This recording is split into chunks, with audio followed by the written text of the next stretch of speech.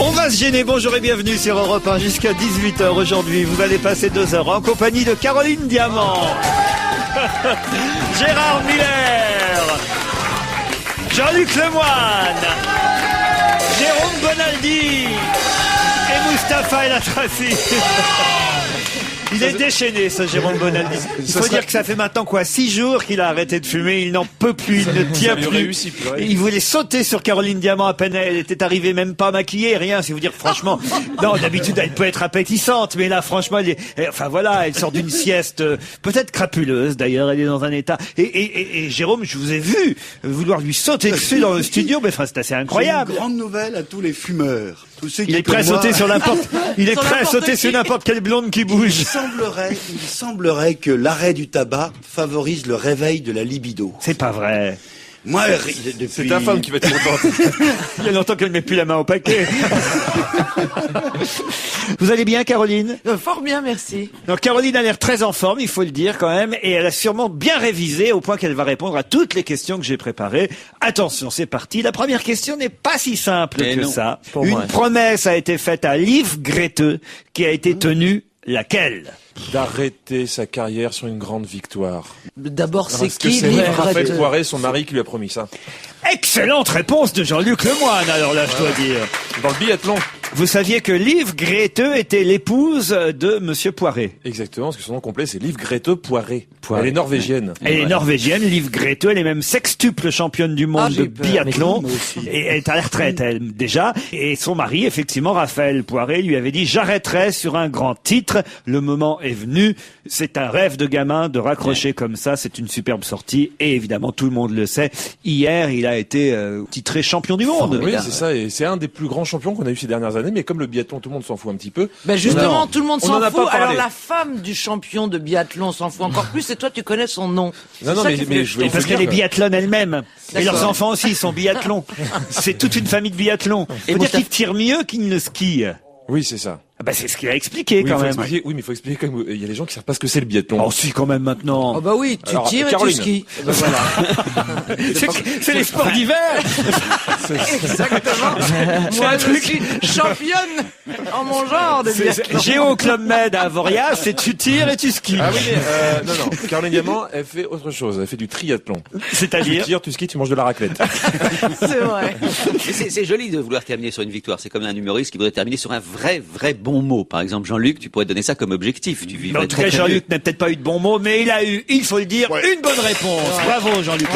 Ça démarre pas mal. Mais pourquoi t'as autant de méchanceté en toi, Gérard Miller? Ouais, je comprends pas. Ça va se corser. Attention, voici la deuxième question. Il n'était que 19 depuis 1976. Ils vont être 20 à partir de ce soir. Mais oui. Alors là, je rigole. Donc c'est une nomination. Non, Les quoi? communistes. Les communistes. C'est anticommunisme Vous primaire. avez décidé de vous fâcher avec Gérard Miller. Alors, ils n'étaient que 19. Est-ce que ce sont des hommes et des femmes? Depuis 76, il n'était que 19. Ils vont être 20 ce soir. Est-ce que ça a un rapport avec le sport? Non, pas du Avec tout. la littérature, un jury. Non plus, Gérard Miller. Peut-être que, si vous écoutez bien la question, il y a un indice. 76. Voilà. Donc 76, qu'est-ce qui s'est La passé en canicule. 76? Non. Giscard d'Estaing est au pouvoir. Non. Jacques Chirac. Non. Oh, je sens qu'on va avec des s'amuser. navettes spatiales. Non, pas du tout. Je sens qu'on va Non, s'amuser attendez. longtemps avec cette 76, affaire. c'est important. C'est-à-dire que 76, c'est important. Je ne pas dit ça que fait exactement c'est du 31 sport. ans. Je ne vous ai pas dit que c'était important. Je vous ai dit que ça vous permettait d'avoir un indice, éventuellement. Est-ce que ça a un rapport avec le monde culturel? Pas du tout. Avec le monde politique? Non plus. Avec l'économie. Non.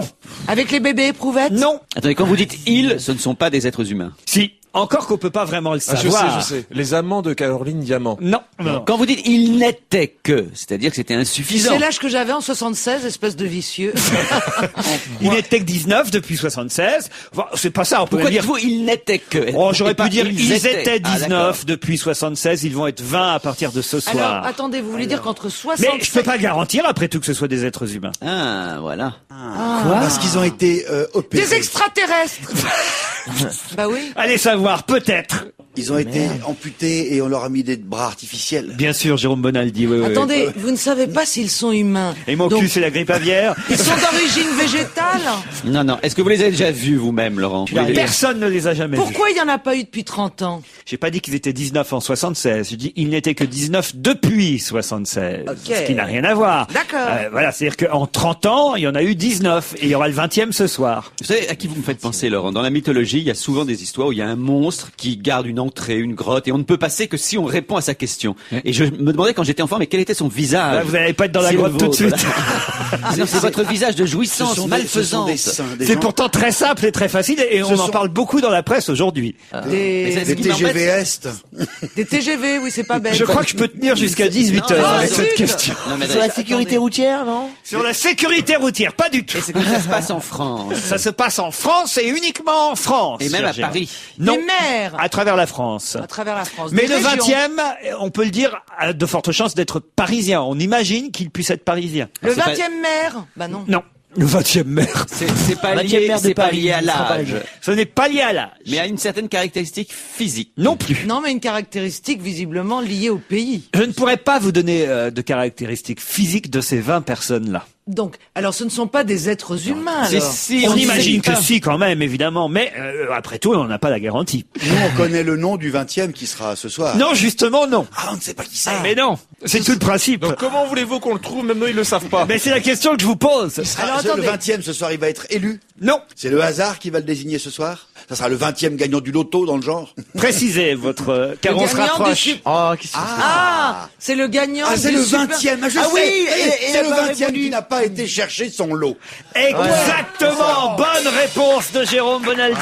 Bravo Ça n'a Jérôme. pas été facile. Et oui, Oh, le 19. Vous nous avez induit Ah en oui, alors là, erreur. Comment ça Ce sont presque des êtres humains. Ah non, ah non, oui, j'ai c'est pas bon. dit ça. Si, Parce parce que que- vous m'avez demandé si c'était des. Non, attendez.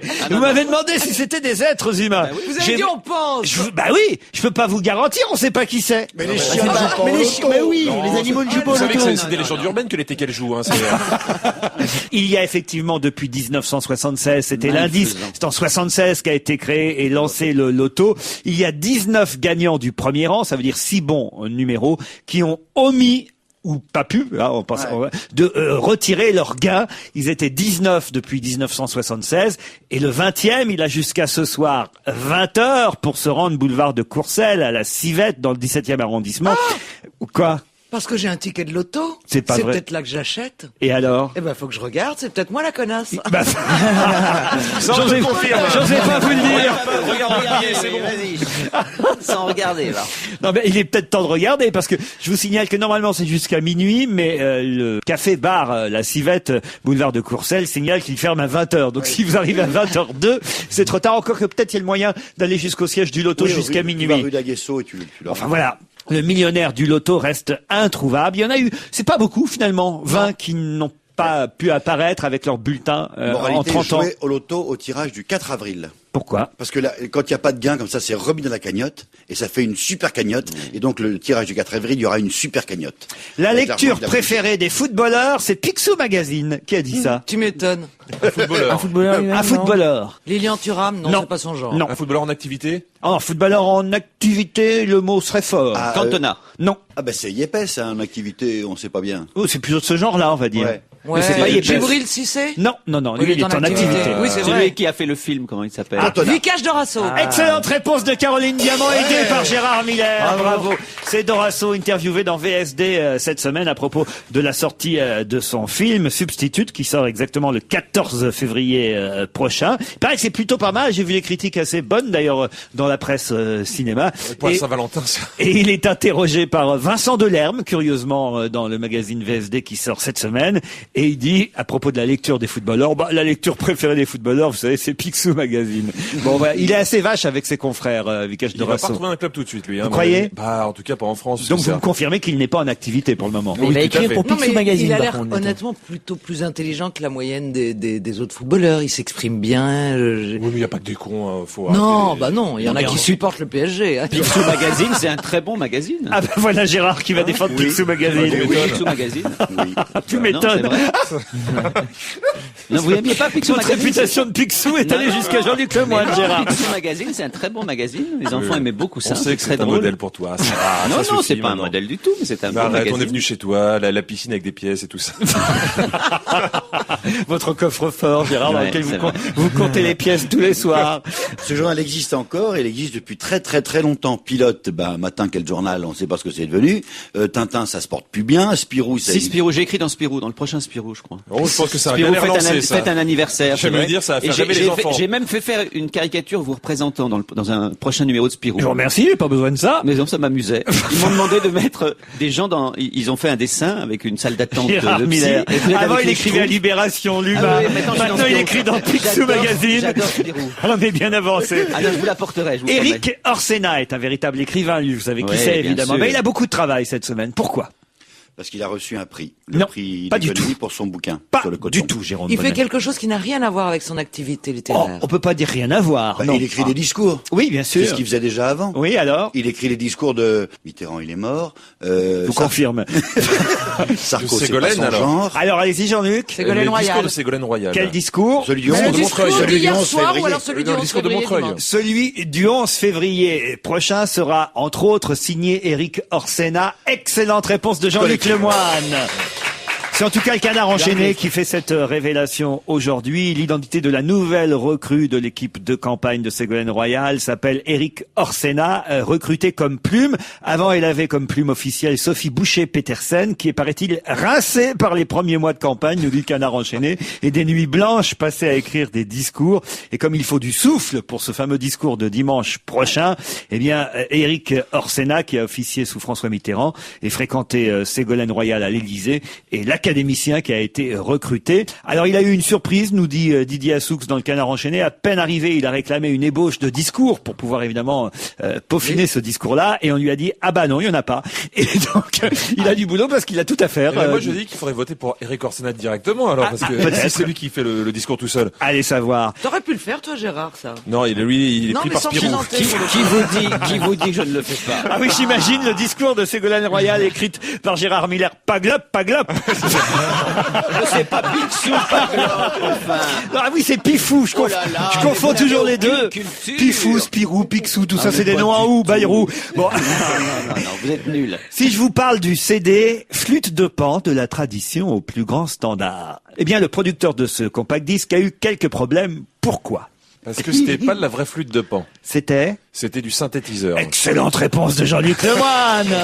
Mais comment on disait ça? J'ai dit au hasard complet.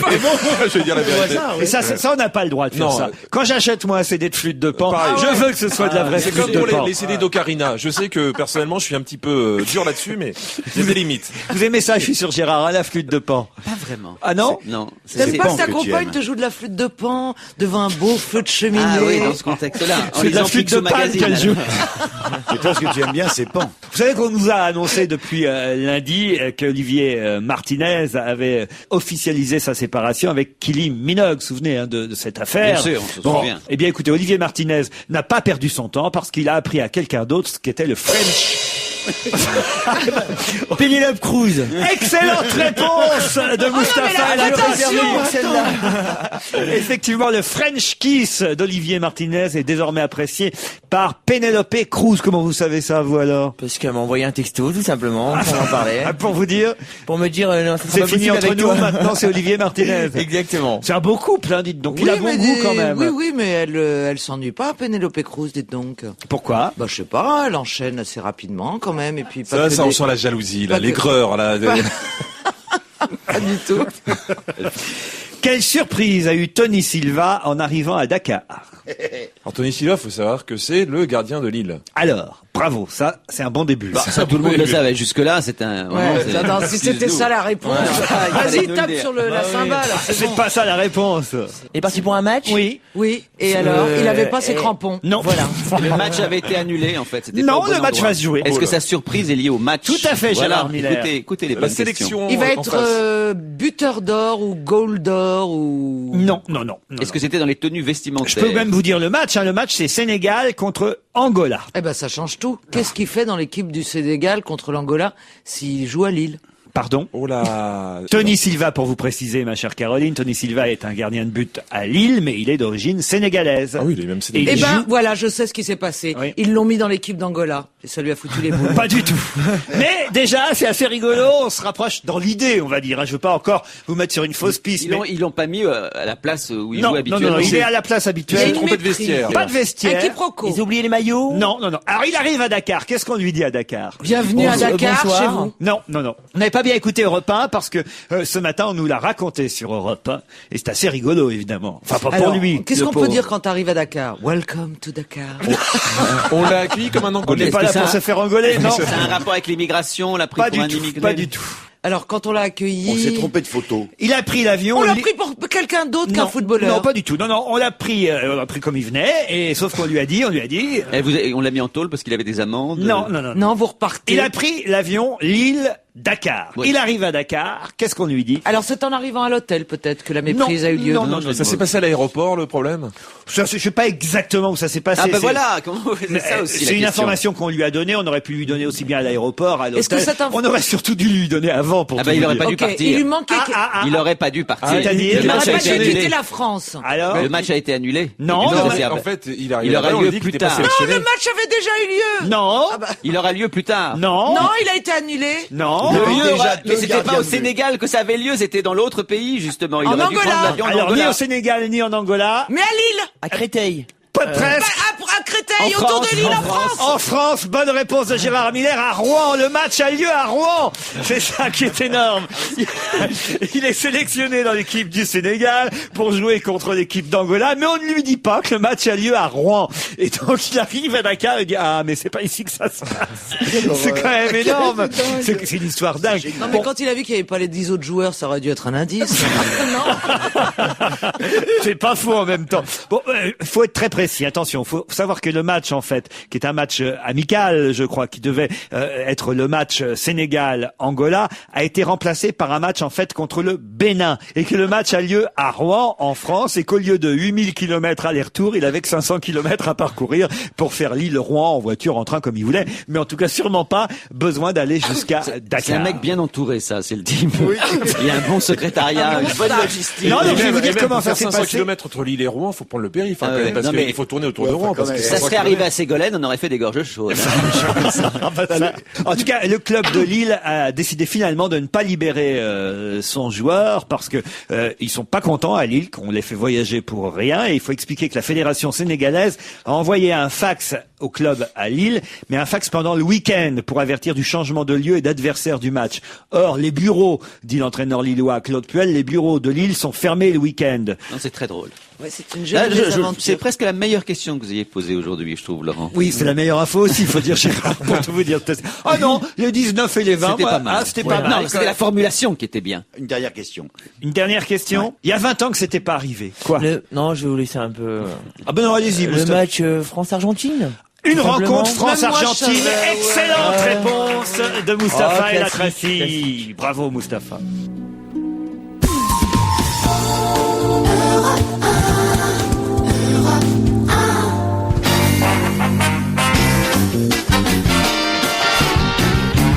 Gérard Miller, Moustapha El Atrassi, Jean-Luc Lemoyne, Jérôme Bonaldi, Caroline Diamant.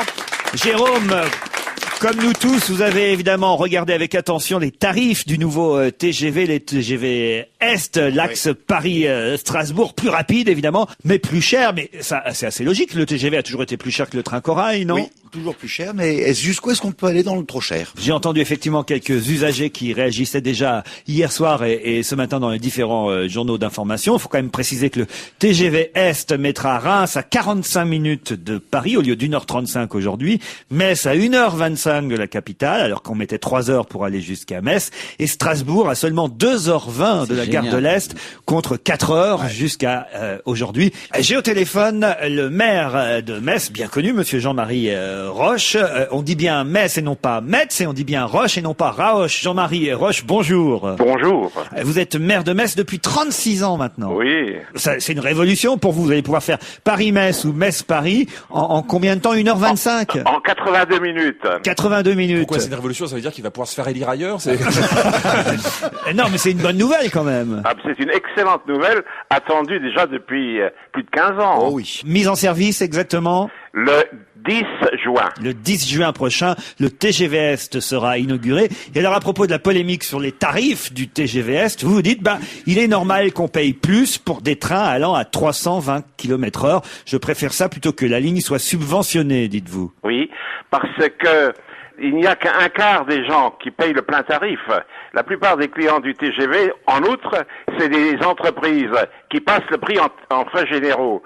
Alors je préfère que ce soit les entreprises qui payent un prix qui passent en frais généraux, plutôt que de voir les contribuables le payer par des subventions à la SNCF, qui de toute manière est déjà très déficitaire. Bon, donc finalement, vous trouvez que c'est raisonnable? Je trouve que c'est raisonnable. On a voulu un train beaucoup plus rapide. On gagne la moitié du temps, 1h22, c'est-à-dire 82 minutes au lieu de 3 heures, comme vous venez de le rappeler tout à l'heure.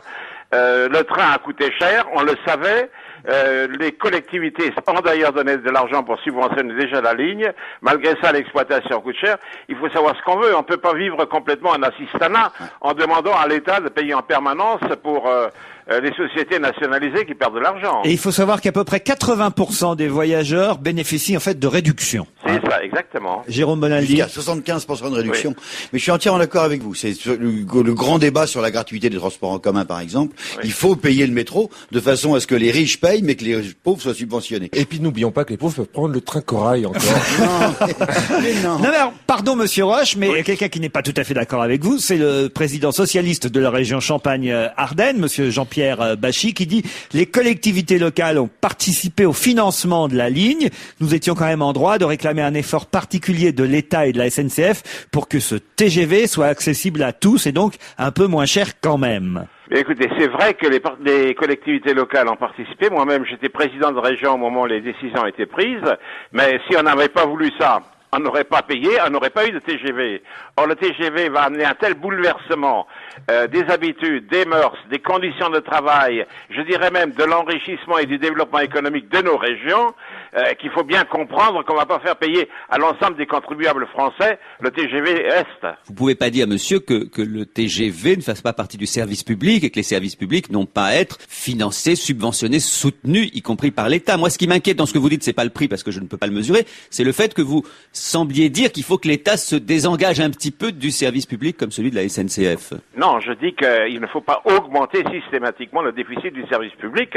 On se rend compte quand même que la France est un pays qui a un déficit commercial extraordinaire, qui a une balance des comptes qui est mauvaise, qu'on n'est plus très riche, qu'on régresse dans le classement des sociétés et des nations, et qu'en plus on voudrait de plus en plus continuer à charger le bateau. Or, il est normal qu'on contribue au service public, mais il ne faut pas non plus augmenter à chaque coup qu'on a quelque chose de plus confortable et le mettre sur le dos des services publics. Bientôt, les gens, ils détesteront les Vous énervez pas, monsieur Roche. Vous avez arrêté de fumer vous aussi depuis la semaine dernière? Jérôme Bonaldi. Non, mais c'est vrai, pour continuer la conversation avec Gérard, c'est vrai qu'il y a plusieurs façons de subventionner les voyages. Là, si on subventionne tout, on subventionne donc 7 passagers sur 10 qui sont des entreprises qui qui ont d'autres moyens, elles, de financer les trajets. Absolument. En ciblant les financements, c'est-à-dire les personnes âgées, les familles nombreuses, les trajets orange, les trajets collectifs, etc. On cible beaucoup mieux les subventions. Ceci dit, c'est pas que la SNCF, c'est RFF qui est derrière. Les rails appartiennent à une entreprise à côté qui s'appelle Réseau Ferré Français. Oui. En tout cas, monsieur Roche, on va donc gagner 1h20 pour faire Paris-Metz ou Metz-Paris, parce que ça marche quand même dans les deux sens, le TGV, rappelons-le. Et donc, 50 minutes de gain de temps pour faire Paris-Reims. Et surtout, alors, le plus impressionnant, évidemment, on va gagner 1h40 pour faire Paris-Strasbourg ou Strasbourg-Paris. Vous, évidemment, c'est Metz qui vous intéresse, mais enfin, quand même, Paris-Strasbourg, c'était... Non, c'est toute la région Est de la France qui m'intéresse. Oui. J'espère qu'elle va connaître un plus grand développement et un meilleur développement. Et la gare, elle est dans Metz ou... Elle est dans Metz, au centre de Metz. Ah, parce que à Avignon, on n'arrive pas à Avignon. Ah bah non, ici on arrive au centre de Metz. Eh, j'ai croisé ici à Europe 1, puisqu'il était interviewé ce matin par Jean-Pierre Elkabbach, monsieur Gaudin, le maire de Marseille. Oui. Quand même, c'est vrai que ça a été une révolution de pouvoir faire Paris-Marseille en 3 heures, Gérard Ah Miller. non, mais c'est le rêve absolu. Mais ça fait tellement longtemps qu'on a envie d'aller. Moi, j'adore l'Est de la France. Comme j'aime le Nord, on peut y aller facilement. L'Est, c'était un Eh bien, cauchemar écoutez, d'aller dans je l'Est. vous invite, et en plus vous bénéficierez du TGV le plus rapide de France. Ah non, non, mais dès qu'il marche, j'y vais. Moi, Tout à fait, j'adore cette c'était- région. C'était le dernier frein. Tu voulais passer un week-end à Metz. Et Mais tu plaisantes, mais mais je je connais très bien Metz, je connais très bien Strasbourg, ce sont des villes absolument formidables. Colmar, magnifique. Mais non, mais c'est vrai. Nancy, magnifique. Le tourisme, c'est extrêmement agréable dans ces régions. On va pas monopoliser votre temps plus longtemps, monsieur le maire de Metz, parce que si vous gagnez 1h20 pour faire Paris-Metz et puis qu'on vous en fait perdre sur notre antenne, ça sert plus à rien. Alors merci en tout cas pour vos réponses à nos questions. Merci à vous, merci d'avoir parlé de Metz. Et bientôt à Metz. Et Merci. bientôt à Metz. Non, c'est vrai que c'est génial quand même. Faut dire, c'est vrai, vous avez raison. On a tendance à ne pas aller dans l'Est de la France parce qu'il faut quand même rappeler que 4 heures pour aller à Strasbourg, C'était terrible. C'était terrible. Ça, on Pour avait un l'impression week-end, d'aller au bout pour du les monde. Parisiens, en tout cas, c'était vraiment très compliqué. Il restait la voiture, ça pue, ça pollue. Ouais, tu perds des points. Enfin bon, c'est compliqué. Pourquoi? Tu perds des points parce que c'est vrai, 4 heures de route, si vous avez envie d'avaler les kilomètres, voilà. Au oui, moins, mais t'en gagnes dans les stations essence. Et vous en avez avalé des kilomètres.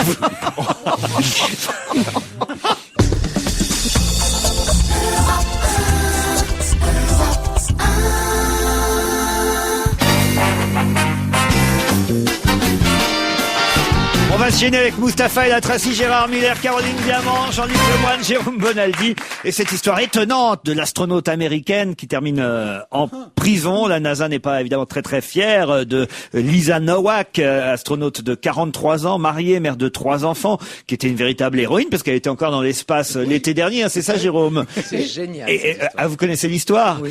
Oui, elle a voulu agresser une autre femme qu'elle soupçonnait de s'intéresser de trop près à William Offline. Qui n'était pas son mari. Non, qui était Qui était son amant. qui était le mari de ni l'une ni de l'autre. alors. Non, qui est l'amant des deux. C'est ça qui C'est est une incroyable. astronaute, elle est américaine, on la prend en photo, elle est formidable. Et elle monte dans l'espace. Et là, il y a un autre astronaute, elle le trouve vachement bien. Et elle tombe follement dingue, amoureuse, raide de lui, alors que c'est pas son mari. Et On sait alors pas ce qu'ils font là en apesanteur. Mais enfin, peut-être qu'ils font crac-crac en apesanteur, le rêve de tous. Et La le- jalousie l'a conduit donc à prendre la voiture du Texas jusqu'à la Floride, où devait atterrir, alors, comment s'appelle, Shipman, l'autre astronaute, je crois, enfin la jeune femme, Sa rivale. officier de l'armée de l'air américaine.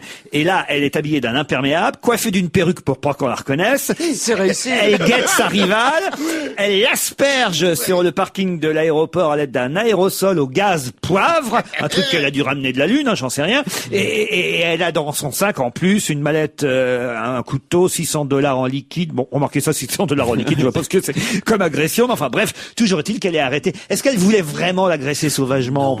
Mais l'amour rend aveugle, l'amour est... La boum lacrymo en tête. Enfin, elle voulait la tuer, vous êtes fou. Non, C'est évident. avec une bombe. Non, avec une bombe au poivre, non. Enfin, tu Mais elle voulait- tu te mets une perruque, un trench pour aller faire quoi? Un petit Vous savez coucou quelles ont été les paroles de l'agressé? Elle dit, allô Houston, j'ai un problème. C'est quand même une belle histoire d'amour. Mais je suis d'accord avec vous, c'est une belle histoire d'amour de se dire qu'une femme qui a fait tant d'études pour réaliser une passion Ouais. que peu de gens réalisent dans une vie est capable tout à coup pour une histoire d'amour avec un homme qui n'est même pas le sien officiellement de tout remettre en cause et de tout foutre en Arrêtez de l'air. dire avec un homme qui n'est pas Elle le voulait sien. pas c'est partager l'orbite, quoi. C'est- Non, mais tout le monde dit avec un homme qui n'est pas le sien, comme si les amours les plus fous c'était forcément pour les maris. Enfin, ça va bien. Elle aimait cet homme Oui.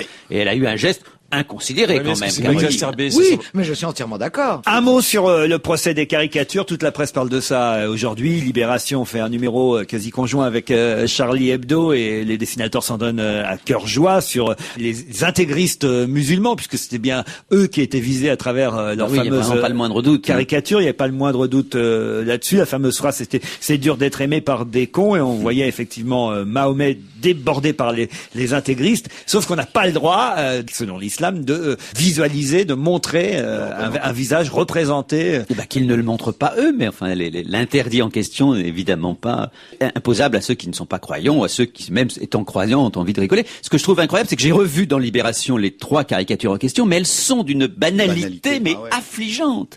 La caricature de Cabu, je me rappelais même plus qu'elle était poursuivie. On voit effectivement en train de pleurer Mahomet qui simplement dit c'est dur d'être aimé par des cons. Mais enfin au contraire, c'est plutôt à l'honneur de la religion musulmane de distinguer les croyants des intégristes qui disqualifient quand même la religion. Oui, les cons évidemment sont pas les musulmans. Enfin, les cons, ce sont les musulmans intégristes qui sont des terroristes. Vous allez me manquer quand vous allez être exécutés tous. Vous prenez des risques énormes là, vous vous rendez pas Mais compte. justement, c'est ça qui est très important. Il est très important que nous soyons tous solidaires. S'ils commencent à toucher à Charlie Hebdo, après ils toucheront à l'IP. S'ils Surtout touchent à qu'il faut l'IP, rappeler- après ils toucheront à Ruquier. S'ils touchent à Ruquier... Il faut rappeler que TF1 même avait montré certaines caricatures, France 2 également, qu'il y avait plein d'autres journaux qui l'ont fait, mais ils ont ciblé Charlie Hebdo en pensant que c'était finalement un journal qui poserait moins de problèmes à être condamné. Et ce qui est inquiétant, Laurent, c'est ça qu'il faut C'est signaler. que Philippe Gueluc est en procès lui aussi parce que sa caricature du chat a mal été reçue par l'Iran.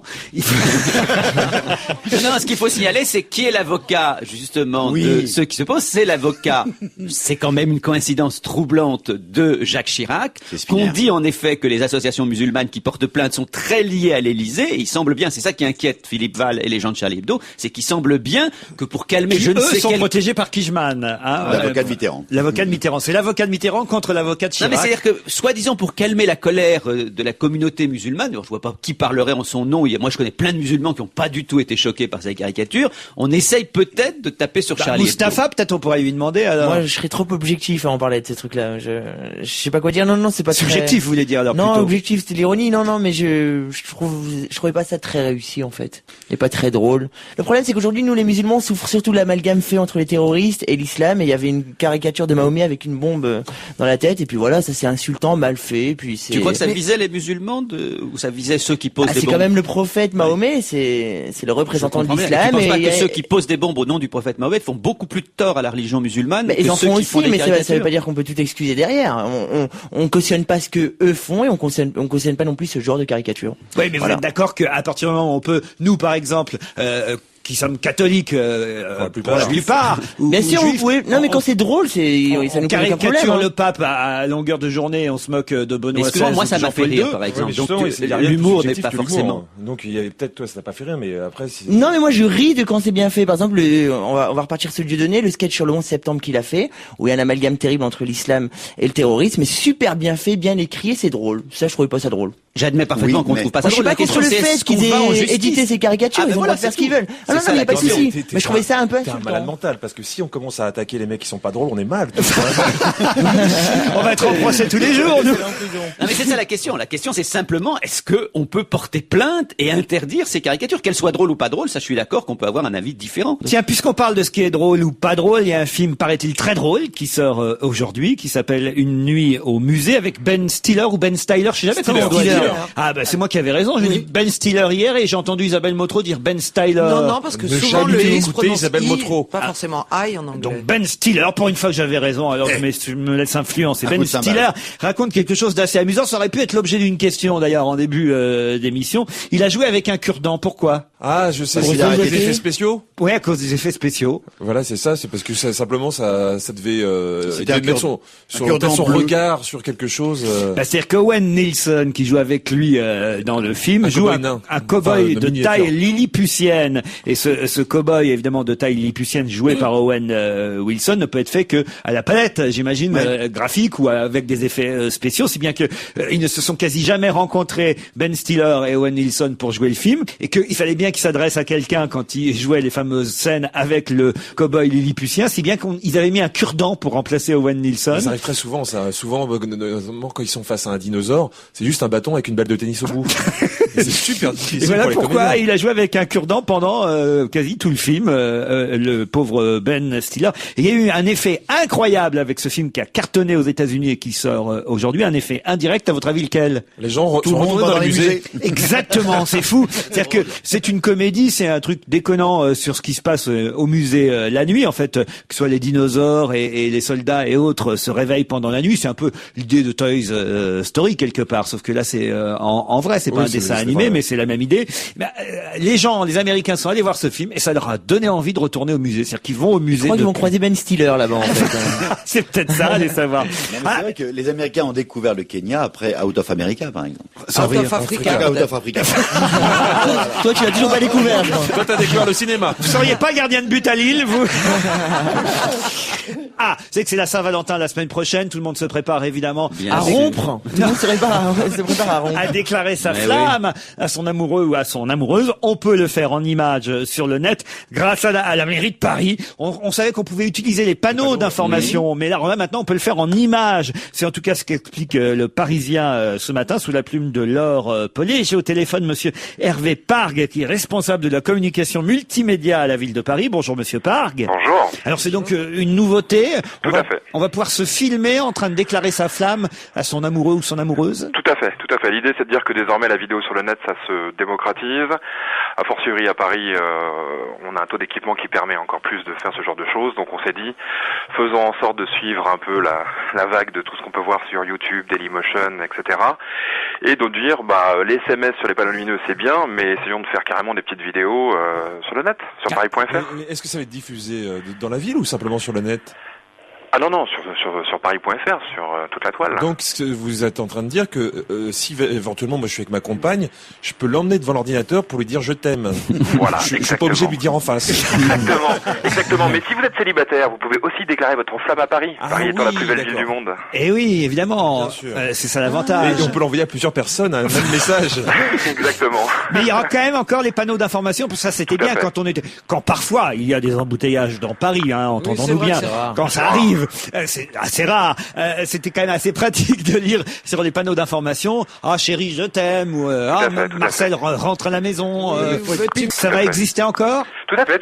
Vous pouvez continuer à diffuser les messages sur les panneaux lumineux. Mais est-ce qu'on peut savoir l'heure exacte à laquelle est diffusé son message? Alors en fait, ils sont diffusés une fois par heure, parce que vous imaginez bien qu'il y en a quand même un sacré nombre, et donc l'idée c'est qu'on les diffuse tous une fois par heure. Est-ce que Madame Anne Hidalgo, d'après ce que je sais, a fait un message d'amour? Alors, à quelle adresse son message d'amour? Ah, faut lui demander ça. J'ai vu ça, On la devrait première le réserver. adjointe du maire de Paris a fait une mini vidéo actuellement en ligne sur le site de la ville, nous Tout dit-on. à fait. Paris vous aime, Paris vous donne la parole. Tout à fait. Oui, l'idée c'était de personnaliser un petit peu aussi. On lui a En demandé de permettant- faire la même chose envers un message d'amour envers Ségolène Royal. Il paraît qu'elle a eu un peu plus de mal. Le petit rire. Le rire est une bonne réponse. Monsieur Delanoë, par exemple, a déclaré sa flamme hier soir à Ségolène Royal, alors qu'ils n'étaient pas très amoureux il y a quelques mois. Comme quoi, l'approche de la Saint-Valentin, ça change beaucoup les choses. Je passe sous un tunnel là. On vous remercie Hervé Pargue, responsable de la communication multimédia à la ville de Paris. Et on se retrouve après le flash de 17h. Laurent Ruquier, on va se gêner. 16h-18h sur Europe 1.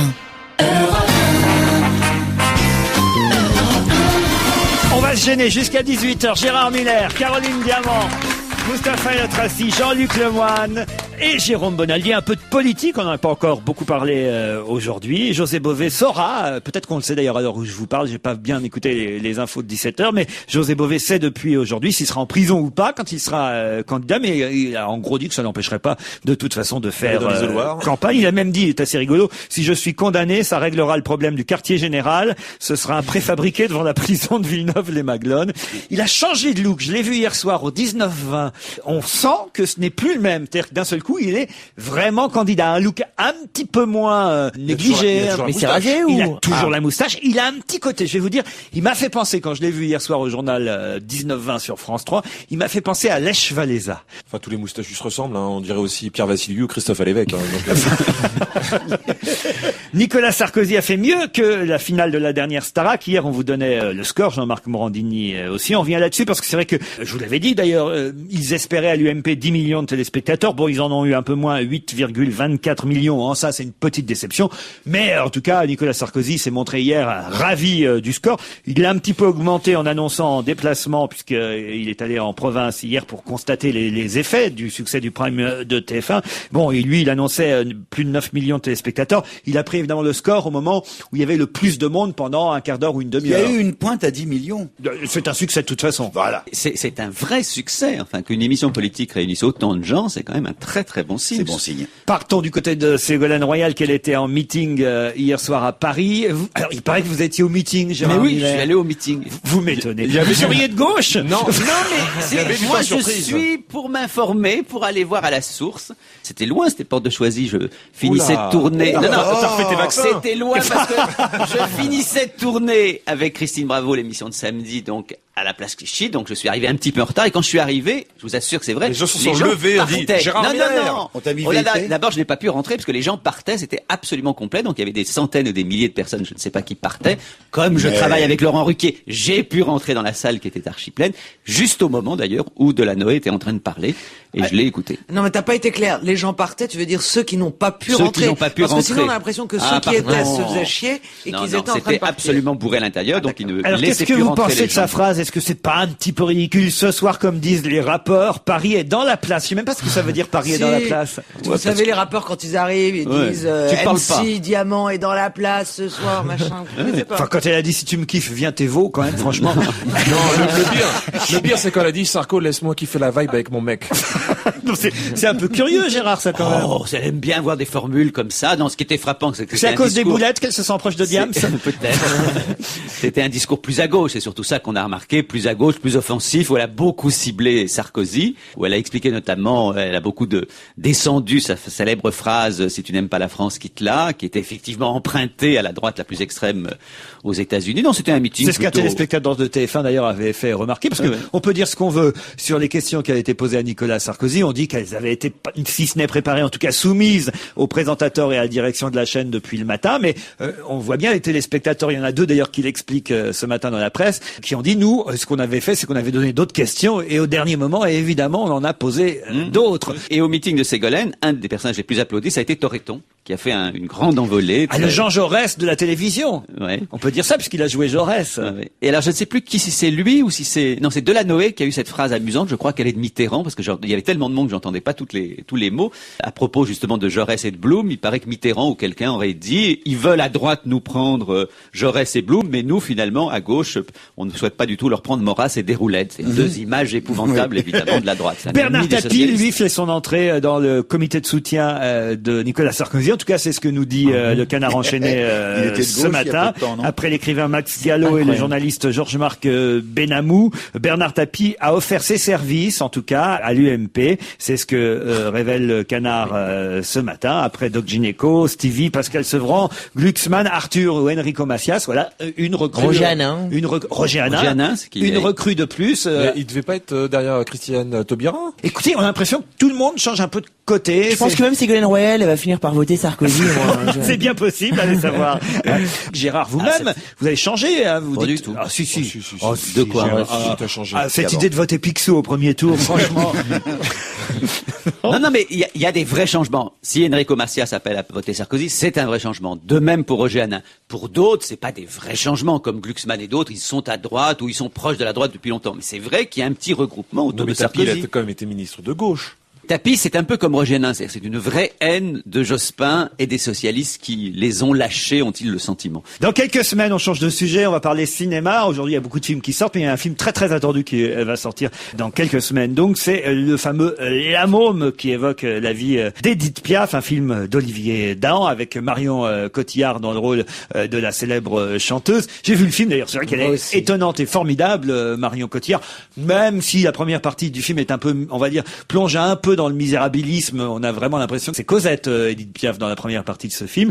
Et VSD lance une mini polémique, parce que je pense que le mot est un peu fort, en interrogeant cette semaine Madame Danielle Vigneault, qui est la secrétaire de Piaf. Danielle Bonnel, maintenant, parce que vous avez, j'imagine, épousé Monsieur Bonnel entre-temps. Madame Vigneault, bonjour. Bonjour. Comment je dois vous appeler alors? Danielle Vigneault comme Oh VSD? non, Bonnel, non, Daniel Vigneault, c'est très lointain. Bon, Non, vous non, appeliez c'était- Danielle Vigneault, à l'époque, vous étiez la secrétaire d'Édith Piaf. Mais c'est-à-dire, je l'ai connue en tant qu'amie, en tant que...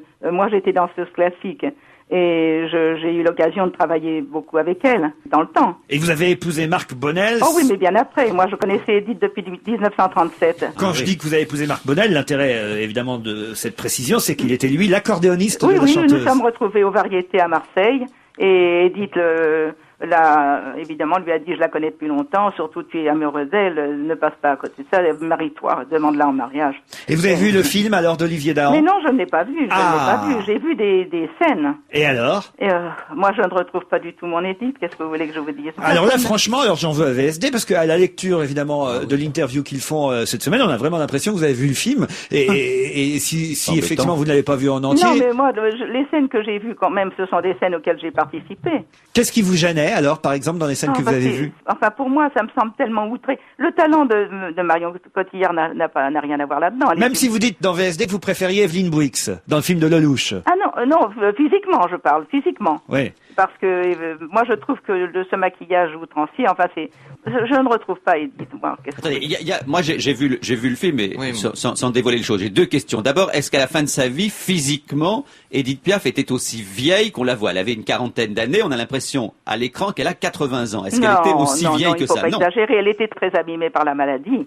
Mais pas au point, pas comme le film. Vous avez puis alors toute cette drogue, tout cet alcool, tout ce qu'on a l'air de dire, c'est pas vrai. Les dernières années, elle a fait beaucoup de bêtises dans sa vie, c'est évident. Je veux pas en faire une sainte, mais je vous assure que les dernières années de sa vie, elle ne pouvait absolument pas boire du tout une goutte d'alcool. Elle ne l'aurait pas supporté. Elle était trop fragile. Et puis la drogue, c'était uniquement la question maladie. Quand elle a été opérée, quand tout ça, on avait beau dire au chirurgien, Monsieur Barillet, enfin Loulou Barillet et moi, nous lui disions, je vous en prie, ne lui faites pas de drogue, elle a du mal à s'en sortir. Alors, mais qu'est-ce que vous voulez, quand on a opéré quelqu'un, elle souffrait, c'était pas possible, il fallait lui faire de la morphine. Mais est-ce que vous acceptez? Mais elle n'avait qu'une hâte, c'était de s'en sortir, elle avait une haine de la drogue épouvantable. Mais est-ce que vous acceptez aussi que le principe de ce genre de film aussi, c'est un peu de romancer ça? Évidemment. Mais oui, alors, et c'est pour faire pleurer Margot, moi je pense que ce film aura beaucoup de succès, moi, je n'ai pas. Il faut dire qu'il est plutôt réussi, hein, pour tout vous dire. Moi, sûrement, qui ai vu le film, oui, effectivement. Le talent de Dahan. En fait, je vais vous dire, ce qui marche dans le film, vous savez quoi? C'est Piaf. C'est-à-dire au-dessus de tout, il y a la performance de Marion Cotillard qui est formidable, il y a le réalisateur qui est bon, ça c'est certain. Oui, ça c'est évident. Les rôles. C'est drôle que vous disiez ça, parce que moi, il y a un trait qui me frappe, c'est que je trouve dans ce film, Edith Piaf odieuse du début jusqu'à la fin. Mais oui, alors qu'elle était tellement odieuse, gentille, tellement simple, la vie était tellement simple avec elle. Et vous étiez là au moment de l'annonce de la disparition de Marcel Cerdan, du crash donc de l'avion? Non, moi je n'y étais pas. Je connaissais Marcel de mon côté. Et vous dites quand même, parce que c'est justement la scène du film où on va lui apprendre que Marcel Cerdan est décédé dans un accident d'avion, vous dites quand même que ça part de la réalité, c'est-à-dire qu'elle est persuadée qu'il est arrivé, puisque c'est elle qui... Ah oui, elle croyait qu'il se cachait derrière la porte. Voilà. C'est elle qui lui demande de venir à Paris le plus vite possible. Elle a besoin de lui. Il prend l'avion et elle l'attend au petit matin. Et là, on voit, évidemment, c'est un peu... Ils en rajoutent un peu dans le film. On voit qu'elle croit qu'il est à côté de lui dans le lit. Elle va préparer... non, tout ça, c'est des... Là, c'est un peu rajouté. Mais en revanche, elle, dans la vérité, elle croit vraiment qu'il est arrivé. Et oui, elle croyait que... Elle dit, pourquoi vous ne m'avez pas réveillé? Il y avait Geneviève Lévitan, c'est Geneviève Lévitan qui devait lui annoncer. Personne n'osait lui annoncer, j'imagine. Non, alors ce loulou s'est armé de courage, évidemment, et l'a prise dans ses bras et lui a dit c'est fini. C'est la période du film, je trouve, la plus réussie. Marcel Cerdan. L'acteur qui joue Marcel Cerdan est formidable. Oui, Jean-Pierre Martins. Excellent comédien. Jean-Pierre Martins qui joue dans le film de ça a l'air très bien. Mais alors j'ai vu des extraits de films, quelques scènes, mais enfin, alors là, c'est pas du tout, Edith, pas du tout. Je comprends que vous ayez ce sentiment-là parce que vous l'avez connu de près, mais je vous jure qu'on ressort de ce film avec une admiration formidable pour Edith Piaf. Tant mieux. Et que vraiment, ce qui ressort avant tout du film, c'est Piaf. Ne croyez pas que je sois contre. Moi, je n'en veux à personne de tout ça. Le principal, c'est qu'on parle encore d'Edith et qu'elle soit toujours aimée. Merci beaucoup. Et qu'elle chante, surtout qu'il y ait sa voix dedans. Jean-Luc Lemoyne, Jérôme Bonaldi, Gérard Miller, Mustapha El Atrassi, Caroline Diamant et Maman qui nous a rejoint pour nous parler de la violence dans le sport et plus particulièrement dans le football. Vous avez vu qu'en Italie, les matchs sont suspendus pour une quinzaine de jours. Malgré que ça va reprendre la semaine prochaine. Voilà, malgré les pressions des clubs quand même, qui veulent que les matchs rejouent, mais peut-être sans spectateurs. En France, on sait qu'il y a eu quelques incidents aussi autour quand même du match Marseille-Paris Saint-Germain, même s'ils ont été quelque peu minimisés. Il y a quand même eu des caillassages de bus. Des caillassages de bus. Bref, ça va mal. Et la question qu'on se posait, et Maman a peut-être la réponse, c'est est-ce que c'est pareil dans les autres sports? Est-ce que les supporters sont aussi violents dans d'autres sports que le football? Oui, Laurent, les services de police sont très très préoccupés par la dérive violente d'un sport qu'on aime tous, Le golf. Il y a une guerre autour du golf. Autour des greens de golf, c'est infesté de hooligans très connus de la police comme les Boulogne Boys et les Ultras d'Auteuil. Ah non, mais ça c'est les groupes de supporters du Paris Saint-Germain, vous confondez. Non, les Boulogne Boys, ce sont les PDG de grandes entreprises qui ont des hôtels particuliers à Boulogne et qui détestent ceux d'Auteuil, parce que ceux d'Auteuil les appellent les Brésiliens de Boulogne. Mais il y a quand même pas de bagarre au golf comme il y en a au Parc des Princes. Détrompez-vous, Laurent, c'est encore plus violent. Ah oui? On se fout sur la gueule à coups d'OPA. Offre publique d'achat. Et là-dedans, autour des greens, souvent, on entend dire, toi, tu vas voir ta gueule au CAC 40. Ah oui, les insultes volent évidemment beaucoup plus haut. Alors que fait la police dans ces cas-là? Elle est impuissante, la police, parce que, je sais pas si vous avez été dans les greens de golf, ils ont tous des portables. Ouais. Et ça passe des coups de fil à la bourse. Oui, Guillaume vendait toutes les actions de Leclerc. Ce bâtard m'a manqué de respect. Ah oui, ça se règle comme ça, quoi. Un coup d'action qu'on vend et qu'on rachète. Alors, est-ce qu'il y a d'autres sports que le golf touché par la violence? Oui, après le foot, le golf, il y a le Scrabble. Le Scrabble. Il y a de la violence autour du Scrabble. Il y a de la violence, par exemple, à la maison de retraite de Gif-sur-Yvette, dans l'Essonne, on a frôlé le drame. Ah oui? Quand les partisans du Scrabble sans conjugaison ont attaqué ceux du Scrabble avec conjugaison à coups de bécherel. Ça fait mal le bécherel, hein. T'as déjà pris un coup de bécherel sur le revers, sur la gueule. Ben, est-ce que, je sais pas moi, comme les supporters du foot, on doit aller pointer au commissariat pour les joueurs de Scrabble quand ils ont un problème, quand on les interdit de Scrabble? On les interdit de salles de jeu. Oui. Et là, la justice, elle prend des mesures d'éloignement. Par exemple, Maurice. Oui. Qui est champion de France de dupliquette. Vous connaissez les dupliquettes? Si, je joue qu'à ça. Oui. Ben voilà, c'est des parties de Scrabble où on a tous le même panneau. Le même panneau, et puis c'est à celui qui fera le meilleur score. Et Maurice, lui, il a été surpris en possession d'un brouilleur de sonotone. C'est comme ça qu'il gagnait. Et Maurice, donc, a été interdit de salle de jeu. Ah oui? Ce qu'on fait, il y a un arbitre, il y a des surveillants? Oui, il y a des surveillants. C'est quoi la sanction? Et Maurice, on l'empêche de venir dans la salle de jeu parce qu'on lui confisque son déambulateur. Est-ce que le milieu du poker, on sait que le poker, tiens, Caroline Diamant y joue beaucoup, est-ce qu'il y a aussi de la violence dans le milieu du poker? Il y a la violence, mais là, c'est un seul supporter qui fout le boxon, Patrick Bruel. Ah oui. Qu'est-ce qu'il fait, Patrick Bruel? Il chante et il gagne ses matchs en chantant, donc il perturbe les autres. Donc là, on lui interdit de chanter, Patrick Bruel. Bon, il y a de la violence partout. C'est vrai, ça, alors que Patrick Bruel se met à chanter dans les parties de poker? Vous pensez? Non. Vous jouez contre lui? Vous avez joué déjà? J'ai joué une fois il y a très longtemps, comme ça, amicalement, une petite partie. Il m'a insulté parce que je jouais comme une truffe, mais maintenant je joue beaucoup mieux. Mais c'est grâce à lui parce qu'il m'a enseigné pas mal de trucs et de techniques que j'ai appliquées. Tu parles. Et qui, il vous fait chanter. Non, honnêtement, il m'a donné des super conseils que j'ai appliqués à la lettre, et du coup, je me suis beaucoup amélioré. Je l'avais vu la semaine dernière, et marre de cette nana là, marre de cette nana. On peut en tout cas applaudir Maman pour son rapport sur la violence dans le sport. Ouais. Et Caroline, alors vous avez feuilleté pour nous, c'est normal, hein, c'est vous qui pouvez le faire, le magazine Cosmopolitan. Qu'est-ce que vous avez vu d'amusant dans Cosmopolitan cette semaine? Alors, écoutez, j'ai vu quelque chose que je trouve sympathique, qu'il ne faut pas oublier, des idées de joie de vivre. Oui. Non, mais c'est vrai. Écoutez, regardez, ce matin, vous sortez de chez vous, et puis tout à coup... Il neige. La neige est fondue, c'est dégueulasse, ça va même pas être blanc, ça va même pas être joli. Et puis on se rend compte qu'il y a des petites... Vous avez tous certainement, autour de la table, des idées qui vous donnent une joie de vivre et qui sont toutes simples. Alors... Je trouve que c'est rigolo. Martine Tartour, dans le Cosmopolitan du mois de mars. Elle propose 57 idées de joie de vivre. Oui, alors il y a celles de gens inconnus, puis il y a quelques personnes qui sont connues. Et en fait, elles sont souvent assez simples. Après, moi, je vous dirais celles que j'ai un peu imaginées pour vous. Alors, quelques exemples. Comme idée. Alors, par exemple, c'est très très sobre pour Alexia Laroche-Joubert.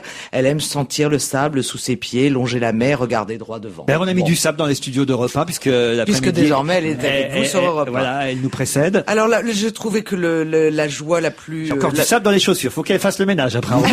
La joie de vivre la plus originale, c'est celle de Daphné Roulier. Ah, qu'est-ce qu'elle fait? Elle dit m'installer sur un canapé, parce qu'elle a toujours ce côté un peu plus intello, donc c'est moins banal ce qu'elle aimerait faire. Alors m'installer sur un canapé et rêver à ce que je ne ferai jamais, c'est joli, j'appelle ça le syndrome Guy du Routard. Il y en a des choses. On l'achète, on le feuillette, on projette des itinéraires et on rentre chez soi se faire une tisane. Donc je rêve que je prends ma retraite à 40 ans pour devenir là dans un ranch du Montana et que je je reprends du service pour interviewer Terrence Malick, qui déteste les journalistes et n'accorde plus d'entretien depuis les années 70. Ah oui, elle fait très précis alors. C'est très très précis sa joie de vivre. Alors il y en a une alors personnellement auquel j'adhère complètement, passer tout mon dimanche ou un autre jour, c'est encore mieux, je suis bien d'accord, en pyjama, alors en alternance boire du thé, manger, regarder un DVD et finir par se recoucher comme on s'est élevé. Donc voilà. Et vous avez des petits conseils de joie de vivre pour nous alors?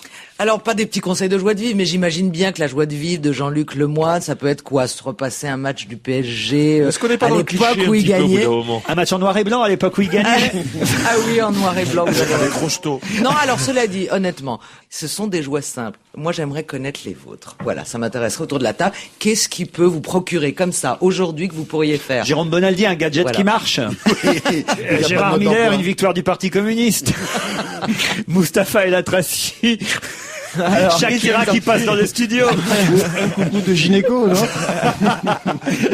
C'est des petites joies de Mais vivre. oui, voilà. bah oui, bah faut y penser, il faut se rappeler à quel Vous savez point. ce que c'est ma joie de vivre? Vous voulez que je vous réponde? Oui. Retrouvez mon équipe sur Europe 1. Après la pub, évidemment. Laurent Ruquier et toute sa bande, jusqu'à 18h sur Europe 1.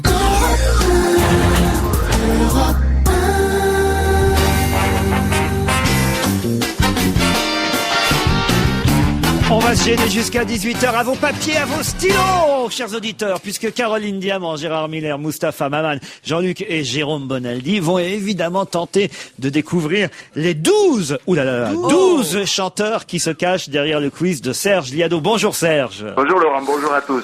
Ben oui, j'en ai mis 12 parce que à 10, vous les trouvez presque tous. Alors j'ai essayé de compliquer un peu l'affaire. Voilà, vous avez un peu salé l'addition des chanteurs, on va dire. Alors évidemment, vous aussi, vous êtes sous l'emprise de l'effet Saint-Valentin, puisque c'est l'amour qui est au cœur de ce quiz.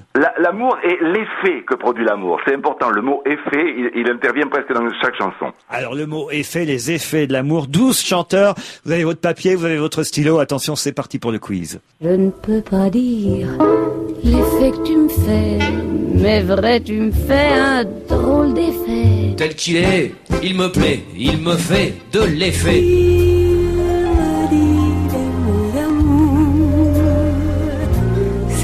Quelque chose. Comment se fait, oui, se fait l'effet que tu me fais. Cette fille m'échauffe les sangs, comme un adolescent. Je déraille bon sang. Tu me fais tourner la tête. Mon manège à moi, c'est toi. Tu me fais planer. Tu me fais planer. My darling, c'est si bon, c'est bon, c'est bon, c'est si bon. Ça passe par le haut, par le bas, ça fait du bien partout. Yeah.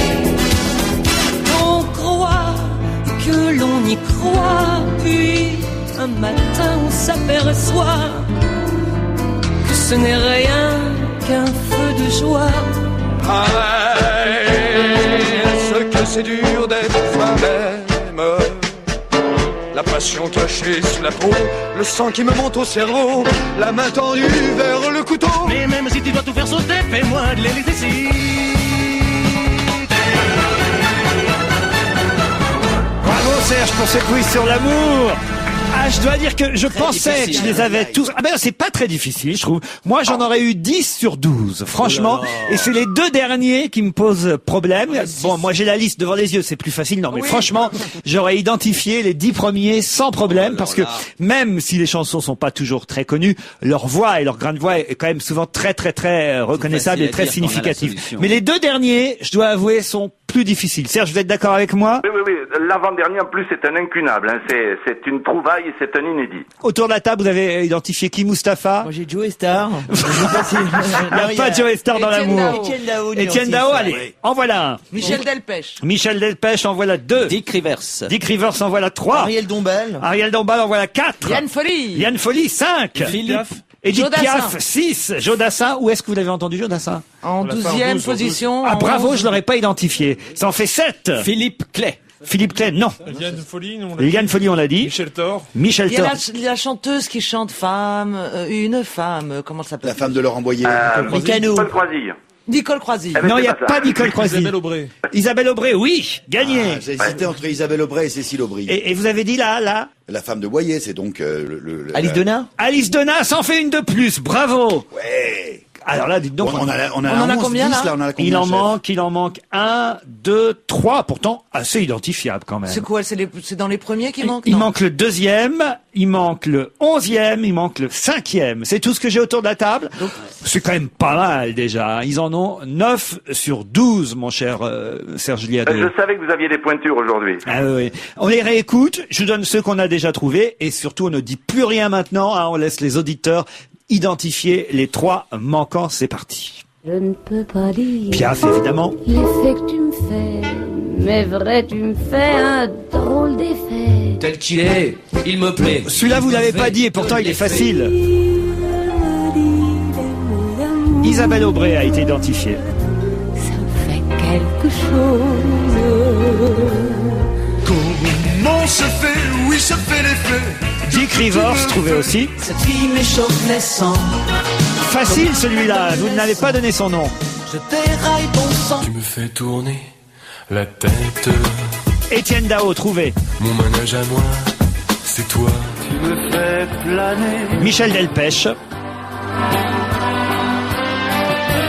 Tu me fais planer. My darling, c'est si bon. Ariel Dombal, à l'époque où elle était habillée. Ça, c'est bon. Ça passe par le Liane Folly, trouvée par son amie Caroline Diamant. bien partout. Yeah. On croit. Alice Donna, trouvée par Jérôme Bonaldi. Un matin, on s'aperçoit. C'est celui-là qui va manquer, Ce écoutez. n'est rien Celui qui qu'un vient feu de n'a pas joie. été trouvé. Ce que c'est dur d'être soi-même. La passion cachée sous la peau, le sang qui me monte au cerveau, la main tendue vers le couteau. Mais même si tu dois tout faire sauter, fais-moi de Et le dernier, c'était Jodassin. Bravo Caroline Diamant et bravo Serge encore pour ce quiz sur l'amour. Europe1.fr.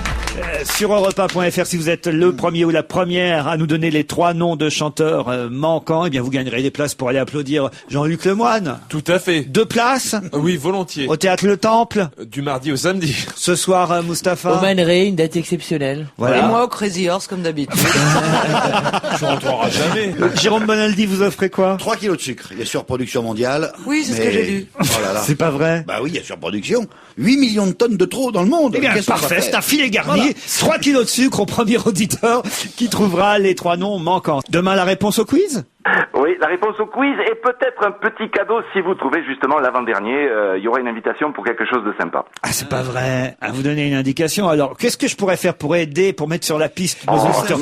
Parce que ne le faites pas, parce que la voix déjà on la repère. le numéro 2, il est trouvable très facilement. Je comprends même pas qu'on n'ait pas entendu son nom. Le numéro 5 aussi, paraît même que son nom a été vite fait prononcé, mais on n'en dira pas plus. Et puis, alors, le numéro 11, moi, franchement, j'ai le nom sous les yeux, je l'aurais pas reconnu. Est-ce qu'on peut poser une question juste? Oui. Est-ce que c'est un chanteur? Oui, Oui. j'allais dire ça. C'est un chanteur, Et monsieur. est-ce qu'il est connu pour être de gauche?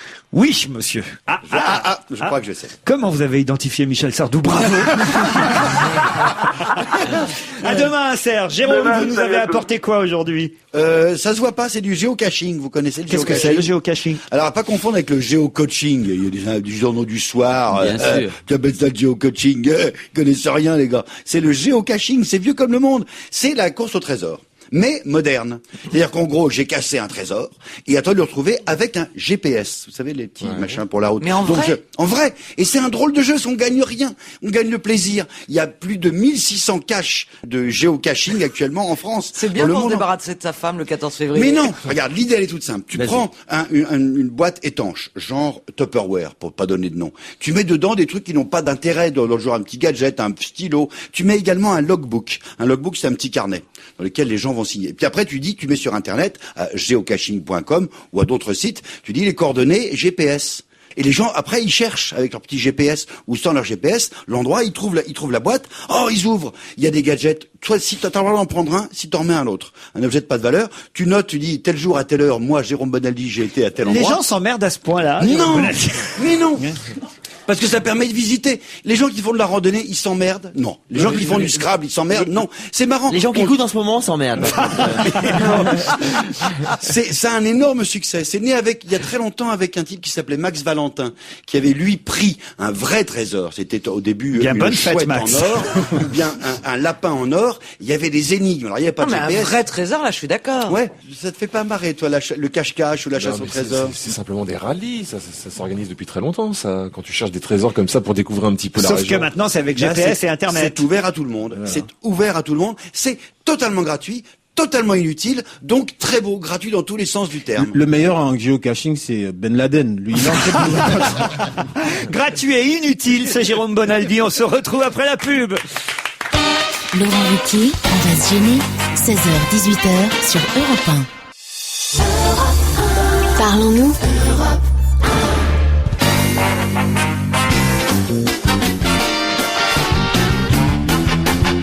Gérard Miller, le magazine de la semaine. Alors, comme chaque mercredi, à peu près, on va dire, ou jeudi parfois quand vous changez de jour, Gérard, mais en tout cas, normalement, c'est le mercredi, vous nous apportez un magazine que vous avez trouvé en kiosque, un magazine que tout le monde ne connaît pas, parce qu'il faut le dire, il y a beaucoup de revues en kiosque. D'ailleurs, les kiosquiers s'en plaignent suffisamment, ils savent plus où les fourrer, leurs magazines.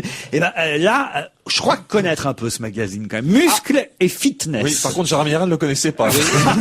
C'est le magazine de ceux qui veulent avoir des muscles. Bon, je suis surpris que vous le connaissiez, parce que quand je dis des muscles, je devrais dire beaucoup de muscles, et même d'ailleurs ceux qui veulent avoir que des muscles. Alors c'est un magazine en couleur, qui a le format de l'Express, je le montre autour de la table, 160 pages, et un prix de 5,50 €.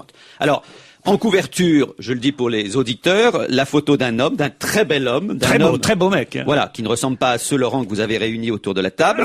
Et dont le sourire carnassier. Pas quand tu dénigres comme ça, j'aime Non, mais c'est vrai, le sourire carnassier de cet homme semble dire à Mustapha, par exemple, ou à d'autres autour de cette table, autant que tu le saches, pauvre petit avorton, tu n'es pas prêt de me ressembler. Alors, qu'est-ce qu'il y a sur la couverture? Je vous donne quelques accroches de la couverture.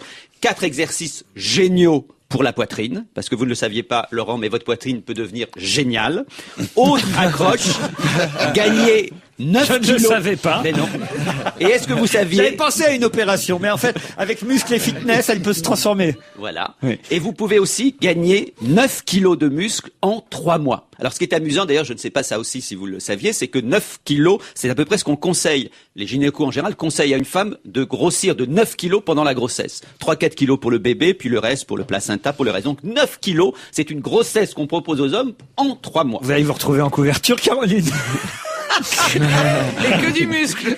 Et dernière accroche, comment vous bâtir un corps de rêve? Oui, parce que dans muscle et fitness, on est sportif, mais on est surtout maçon. Et donc, tous les termes, c'est bâtir un corps, comme d'autres bâtissent une maison. On vous explique, par exemple, que les acides aminés, c'est des briques. On parle de construction musculaire. Vous voyez l'esprit général. Alors, qu'est-ce qui frappe d'abord quand on ouvre muscle et fitness? Passez-le moi, je vais vous dire ce qui me frappe. Aïe. Allez-y. C'est les publicités. Il y a presque à chaque page une publicité pour des pilules, des gélules, des capsules, des poudres. Une parapharmacie essentiellement américaine, des dizaines, des centaines de produits oui, c'est pour vrai. des prises de masse, des articulations souples, le séchage musculaire, etc. Du dopage.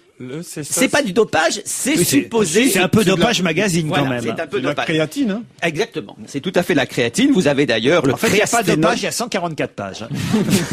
Et alors, c'est très codé comme terme. Par exemple, moi, je suis ignorant. Est-ce que vous saviez, par exemple, ce que c'est que les reps? C'est l'air tout bête, mais à chaque page, je voyais pour vos reps. Johnny Rep, moi, je connais. R-E-P-S. Ben Oui, non. c'est les... Attendez. Les répétitions? Non, Exactement. C'est simplement les répétitions, c'est-à-dire, c'est le fait que, par On dit exemple, pas les répés. on dit pas les répés, on dit pas les Les répètes, répètes. on dit les reps. On dit les répés, mais dans Hélène et les garçons, quand ils vont dans le garage pour répéter.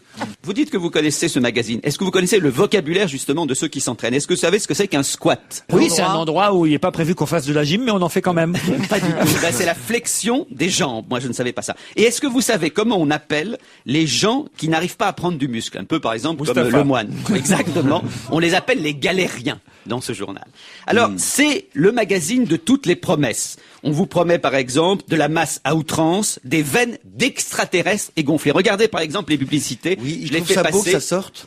Les publicités, regardez, ça Laurent, m'étonnait les toujours. publicités des hommes, je ce fais- sont des hommes absolument monstrueux. Je crois que je veux rester chétif. Mais quand je vois Gérard, la photo. Espérance de vie 40 ans. Hein. Je connais rien.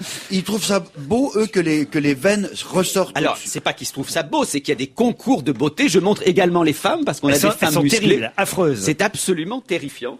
Et alors, ce qui est génial, c'est qu'on vous donne des plans d'entraînement musculaire. Ah oui, non, c'est dégoûtant. Ah non, il y a vraiment c'est un monstre, ça. Ah ben, tous sont des monstres. C'est Oui, absolument mais je des pense que vous monstres. irez pas en face. C'est vrai que c'est Hulk. Ça, c'est très vrai. Et alors- Pour ceux qui n'ont pas encore l'image d'Europe 1, c'est Hulk. Voilà. Et alors, ce qui est extraordinaire, c'est qu'on vous donne des plans d'entraînement, et au bout d'un certain temps, on vous dit, oui, mais il faut les changer tout le temps, et il y a une formule que je trouve géniale, il faut prendre ses muscles au dépourvu. C'est-à-dire que vous vous entraînez. Les miens, ils sont pris au dépourvu. Moi, ils ont jamais été prévenus, les miens. Ils sont graves au dépourvu, ouais. Non, c'est-à-dire que vous changez tout le temps. Vous faites, par exemple, ce sport-là, le muscle commence à s'habituer, hop, vous prenez autre chose. Oh, tu dis quoi, petit salopard? Tu fais des petites surprises à tes muscles. C'est-à-dire qu'il faut même pas penser parce que sinon les muscles ils peuvent entendre que tu leur prépares une surprise. Exactement. Il faut pas le dire. Mais je suis surpris que vous connaissiez ce magazine. Non, je parce que connaissais, en fait, je vais vous dire, je l'avais Pour jamais d'autres ouvert. raisons, hein, il le connaît. Non, je l'avais jamais ouvert, mais il se trouve que les kiosquiers mettent assez souvent en évidence dans leur vitrine Muscle and Fitness Magazine. On le voit régulièrement, il suffit de passer devant un kiosque pour voir effectivement ce magazine, mais je l'avais jamais C'est ouvert. juste à côté de choucroute et sandwich. Mais bravo Gérard, vous intéressez décidément à tout. Hein. Ah ben oui, c'est vrai. Mais je suis content, moi, que cette rubrique me donne l'occasion d'acheter des magazines que je n'aurais Mais ça serait bien jamais que tu ne achetés. fasses pas que les lire. Ça serait bien que tu bosses un peu. Gérard Miller, Caroline Diamant, Mustapha, Jean-Luc Lemoyne, Jérôme Bonaldi et... Jacques Ramad. Et je signale que si vous voulez voir Jacques Ramad dans ce studio, il suffit de téléphoner évidemment au 01 47 23 18 04 si vous voulez assister à l'émission, pas seulement pour voir Jacques Ramad, pour voir l'ensemble des chroniqueurs. Vous renseignez sur les horaires 01 47 23 18 04 et je vous signale d'ailleurs que lundi nous serons en direct entre 16h et 18h, lundi après-midi 16h 18h. Téléphonez donc au 47 23 18 04 avec le 01 devant. Les brèves de Jacques Ramad. Drame du travail. Un travailleur en CDD qui avait cédé ce CDD contre un CDI rétrocédé avant le CDD qu'il avait cédé était tellement ex-CDD qu'il est décédé. Bagarre dans les stades. Au stade Louis II à Monaco, le spectateur qui était dans la tribune A a fait un pied de nez au spectateur qui était dans la tribune B. Cécilia Sarkozy est heureuse. Son mari ayant déclaré « Je reste à l'intérieur pour faire le ménage », elle lui a confié l'aspirateur. Materazzi continue. Il a eu la poitrine enfoncée par un coup de boule donné par une femme. La femme était voyante, la boule en cristal. Est-ce que c'est drôle? Et encore un canon pour l'abbé. Dans un bar parisien, 2 poivreaux qui voulaient canoniser l'abbé Pierre sans passer par le Vatican ont fini la nuit au poste. Grippe aviaire. Aucun oiseau suspect n'étant signalé à Paris, le film sur Piaf restera à l'affiche comme prévu. Télévision, le bêtisier de fin d'année sera diffusé fin mai. Ségolène Royal touchera 90% des droits. Il fallait le dire. Manque de sommeil. France 2 annonce une reprise de Derrick pour relancer la sieste. Morphologie, les Français gagnent 2 cm tous les 35 ans. Nicolas Sarkozy sera à la hauteur en 2108. J'attendais mieux de ça. Suppression des lunettes pour les enfants mangeant à la cantine. Avec la gratuité, ils auront des lentilles à l'œil. Nouveau chambardement atmosphérique avec le retour de Michel Polnareff. Il arrivera en plein jour dans la tenue qui l'a rendu célèbre. On aura donc la pleine lune en plein soleil. Il est irrésistible. Qu'est-ce qu'un cocktail, Roberto Alagnas? C'est un cocktail qui chante quand on le verse et qui verdit quand on le siffle. Wow. Verdi-I. Oui, bien compris. L'immortel de nos aïeux, César du meilleur comédien, sont nominés. Michel Blanc avec « Je vous trouve très beau » et Patrick Bruel avec « J'ai un foule aux asservis, mais faudra payer pour le voir ». Claire Chazal va faire du théâtre. Elle apprend son texte par cœur en mettant les prompteurs à 0. Télévision, Thierry Ardisson est en hausse. Avec l'orchestre de Salut les Terriens, il a gagné 20 décibels. La chienne de Michel Drucker adore les chats. Plus l'émission ronronne, plus elle remue la queue. Présidentielle, chronométrage des candidats. En 1 minute, Sarkozy prononce 10 phrases. Le Pen envoie 10 postillons. Besancenot 10 mots de 5 lettres.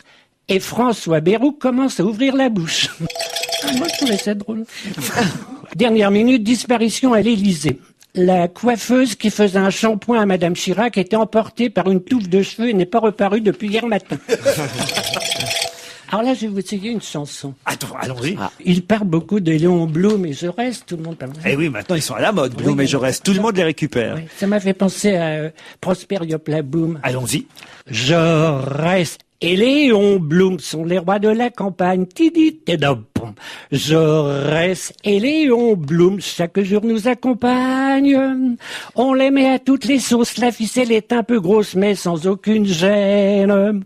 La droite se les approprie. Ça fait marrer Sarkozy mais pas Ségolène. Et ne de plus. Quelle astuce, quelquefois on nous balance. Ça fait de l'effet Charles de Gaulle ou Mendès France. Mais les véritables héros de Ségolène et Sarko, les seuls qu'ils connaissent. Point, point, c'est le célèbre duo Léon Blum. Je reste. On termine très bien en chanson avec Jacques Ramade aujourd'hui. Et nous, on se retrouve demain, évidemment, entre 16h et 18h. Bye bye.